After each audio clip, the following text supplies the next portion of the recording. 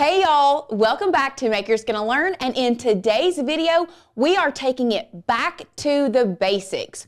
Or if you're new to the Cricutting community, we're just starting with the basics.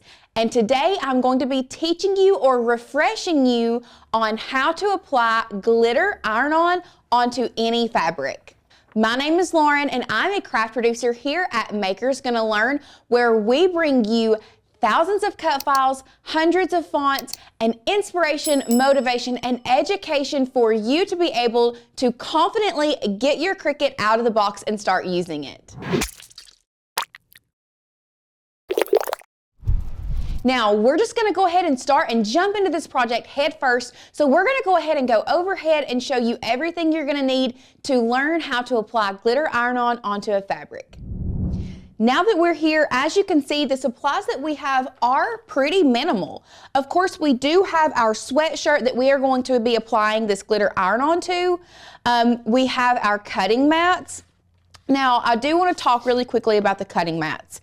I highly suggest that you use a strong grip cutting mat when it comes to using glitter iron-on. The reason being is because it is a pretty thick material. So if you do not have a strong grip mat, there is a good chance that that glitter iron-on is going to curl. Now I do have two different ones here. This is just a off-brand Cricut mat that we found on Amazon, and this is probably our newest strong grip mat because y'all, this thing is very, very strong. It has a lot of tack to it. So this is the one that I'm going to be using today. However, I did want to bring this in here and show you that there is still some good tack left to this Cricut mat. Now you can clean this and it will stay strong. However, this is one that you are probably going to have to use masking tape on. So if you do not have a brand new strong grip mat, do not fret. All you would do, and I will show you how to do that later, is cut your glitter iron-on to the size that you need, and then all you would have to do is get some masking tape and tape down those edges, and that's really gonna help that stay onto your mat. And then last but not least, we're obviously going to need our glitter iron-on. Now, there are so many different brands of glitter iron-on that you can use. Cricut has glitter iron-on, Caesar has glitter iron-on, and there's so many other companies that do have glitter iron-on that you can use. This one that we're using today is Caesar. It is our favorite. It seems to cut and weed the best out of all of them, so we're going to be using the Caesar. But most glitter iron-ons will cut the same. Some of them may stay better. I have had the best luck out of the Caesar, but that is just the brand that we are going to be using today. One other thing that you're going to need for this project is going to be either a Cricut Mini Easy Press or a larger press, depending on what you have. It's not really, you don't have to have a Mini Easy Press. We just prefer a Mini Easy Press here at Maker's Gonna Learn. It just seems to be the easiest for us, but you are going to have some type of heat source. Now that we've covered all the materials that you're gonna need, we're gonna go ahead and hop over into Design Space and create the design for our sweatshirt. Now that we are here in Design Space, the design that we are gonna be creating is actually just out of Maker's Gonna Learn fonts.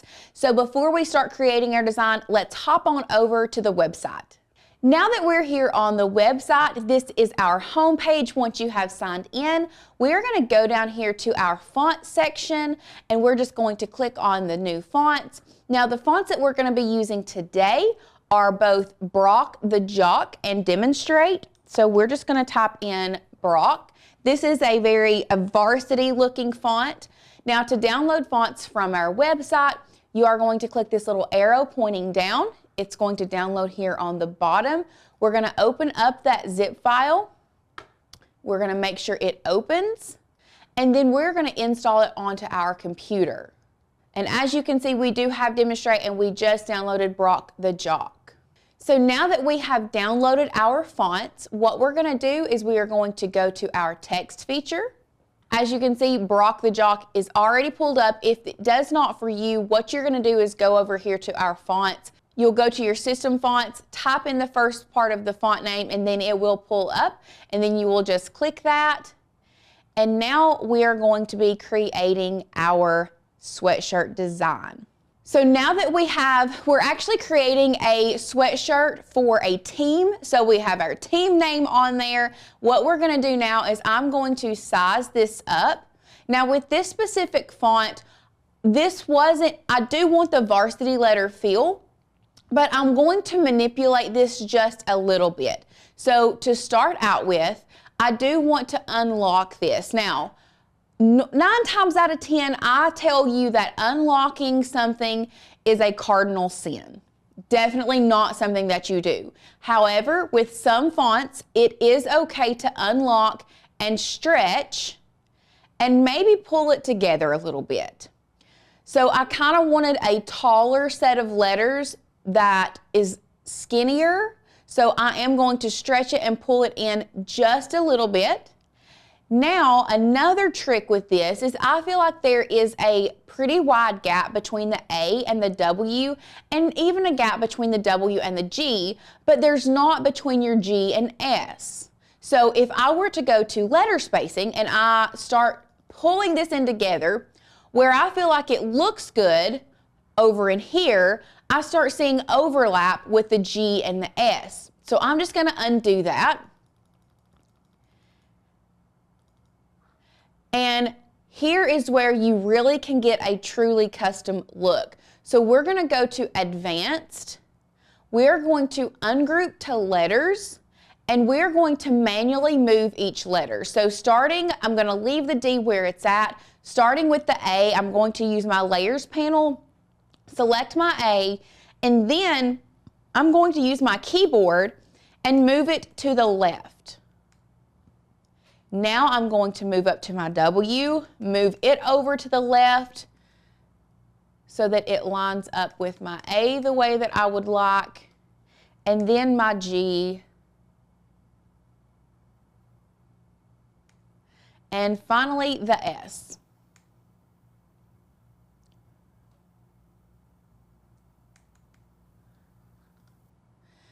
So now I have the letters really honed into where I want them. I'm just going to click and drag, make sure they are all selected, and I'm going to attach them all together. Now you can size it as large as you want to fit your shirt or sweatshirt. So once we have our team name the way that we want it, I'm going to grab the text box again, and we're actually going to be using the font Moonlight. I do know that I said earlier that we were using Demonstrate. These two fonts are both script type fonts and very similar. So I apologize for that confusion, but we are using Moonlight today. And then I'm just going to type out what I want down here. And then we are going to size this. And once again, this is one where 9 times out of 10, I'm gonna say do not unlock your font file, whatever, but this is also one that I think still looks good when it's skinnier and stretched just a little bit. So we are going to stretch it, lock it back, and then make it bigger. Now, one thing I do want to show you all is normally we would add an asterisk there. This asterisk is way high for me, so I'm going to show you another little trick to be able to manipulate this the way that you want it. So we're just going to delete this. I'm going to go to the end of my text, hit enter, type in my asterisk here, and then advance and ungroup to lines. This way it's 2 separate lines. Grab this asterisk, move it up here where I want it, select these both, move them underneath the team name, and then attach them together. Okay? Now to take this one step further to make sure it is even all the way across, I'm going to select both of these layers. I'm going to go to Align, and I'm going to center them horizontally. Now that we have our design in place, we are actually going to go over to our sweatshirt, and we are going to measure how large we want our design on our sweatshirt. So now that I have my sweatshirt laying down here, I'm going to grab my ruler and probably size this because it's not a lot it's not a very detailed design. So I'm probably going to size it up to an 11 inches in width, and then just leave it whatever it is in height. So go back to design space. Once again, make sure these are both selected. We want 11 inches in width. So we're going to come up here to the top and just type in 11 and hit enter. And now that that is ready to go and we have that size, we're finally going to hit attach with this. That way this all cuts out together. Once you have attached your design, we are going to go to make it. We are doing this with glitter iron-on. Once again, if you are new to glitter iron-on, you do have to cut it with the carrier sheet facing down, so you do have to mirror your image. Once you have mirrored your image, you are going to select continue, and then we are going to browse materials, search for glitter iron-on, and then done. Now, before we move on, we're going to go overhead and I'm going to show you how to load your mat. First, I'm going to start off loading it on this and show you how, if it doesn't stick, what you need to do, and then we're going to load it onto our strong grip mat so that you can really see the difference. So we can see that we need this all the way across our mat. So I'm going to line this up here, and I think we need about 5 inches down. And as you can already tell, this is not sticking very well, but I'm just going to go ahead and take our True Control knife and cut this to the length that we need.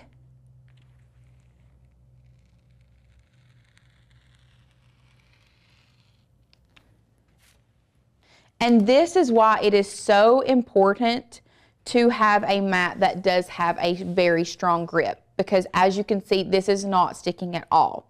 So if this is the case and this is happening to you, what you're going to need to do is grab some masking tape, painter's tape, either one will work, and we're just going to tear some off, and then we will tape this down on each side of the glitter iron-on. Now there is a good chance when you tape down both these sides, it's going to curl up these edges, so you will probably have to tape those down as well. And try to get it as close to the edge as possible. You don't want to place your tape on an area that the Cricut is going to try to cut through this material. So try your best to get it as close to the edge as possible. But that is how you tape down your glitter iron-on if your mat does not have enough stick. Now I want to show you the difference and how much easier it is to stick on a mat that does have the right amount of tack for glitter iron-on. So as I said before, this mat is very, very sticky. So I'm going to place this down, and you can already see how much better that is holding that glitter iron-on on the mat. But just for a little extra layer of protection, I'm going to take my brayer and I'm going to bray this down really, really well. Once you have your material on your mat, this does only take a fine point blade, so we're just going to load this into our Cricut. Today we are using an Explorer Series 3. And this time I'm just cutting this on default pressure, but once this is done, I want to show you a way that you can check to see if it has cut all the way through, to see if you need to send it through one more time. So once it has measured the length of your mat, you're going to press play and let the Cricut do the work.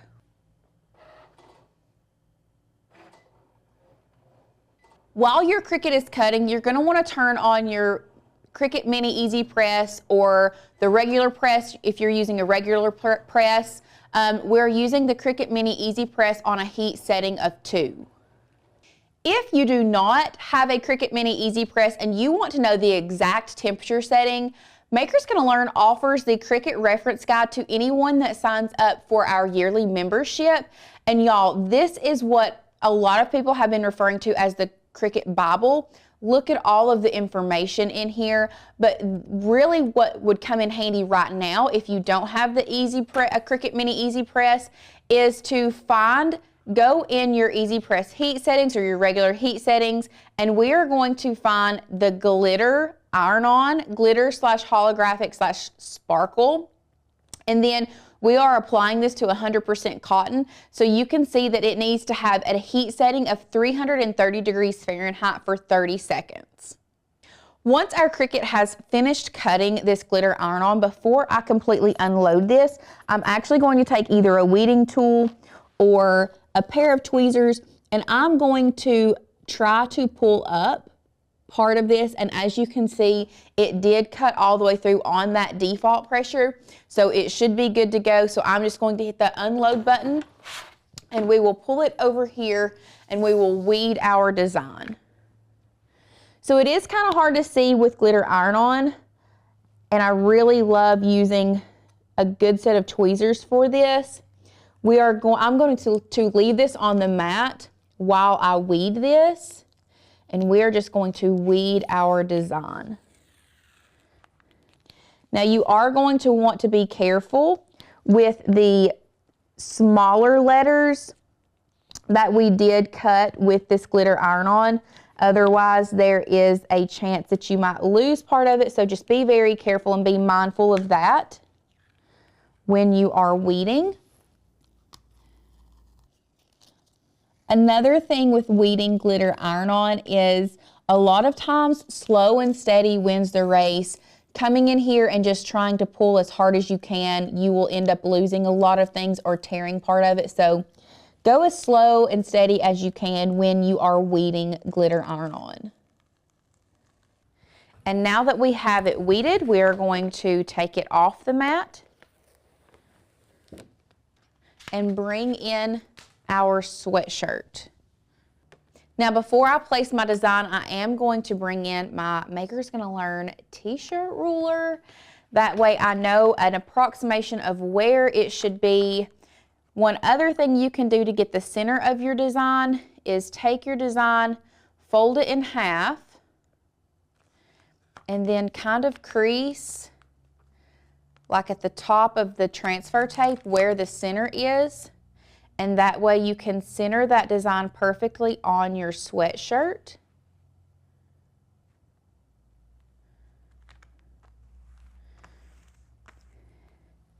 And now we are just going to bring our mini Easy Press in here and start pressing this down.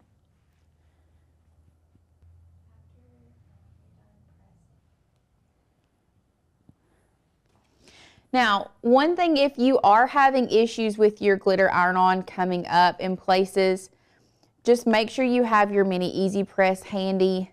I have found that it tends to do better with a hot or warm peel.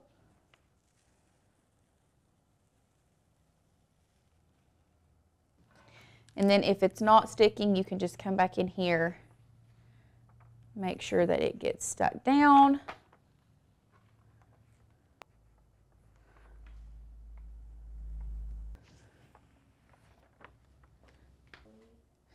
And then you're done. I hope you all really enjoyed this quick and easy refresher on how to cut and use glitter iron-on. It's an amazing way to add a little pop of pizzazz to a project where you otherwise may have just used regular vinyl.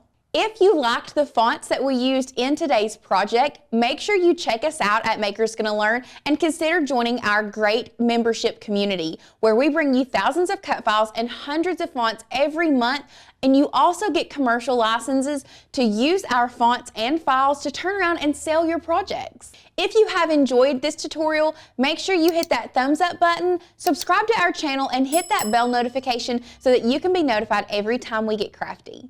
I can't wait to see you guys in the next one. Bye!